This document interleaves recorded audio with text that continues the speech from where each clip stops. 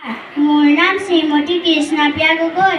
আজি সভাত উপস্থিত পৰম শ্ৰদ্ধাৰ সঞ্চালক মহোদয়, বিচাৰক মহোদয়, সন্মানীয় দৰ্শকবৃন্দ, আপোনাৰ হ'ব নিৰ্বাচিত কবিতা বৰপেটা। কবি শৈলধৰ ৰাজখোৱা। বৰপেটা অসমৰ কাশীপুৰী, দ্বাৰকা মথুৰাপুৰী, অসমৰ বৰপেটা ধাম, চাই যোৱা বাটৰুৱা, পৰাণ জোৰাই যোৱা, শুনি যোৱা হৰি গুণ নাম। পূৰ্ণ ব্ৰহ্ম অৱতাৰ সেই মহাপুৰুষৰ পদৰজ পুত পুণ্যথান।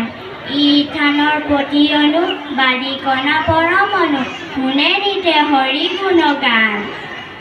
আকাশত হৰিনাম, বতাহত হৰিনাম, হৰিনাম শিশুৰ মুখত।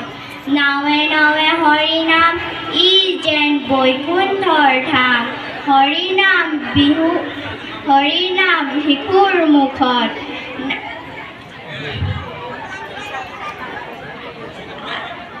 আকাশী চৰাই মাতে, ৰাম বোল হৰি বোল।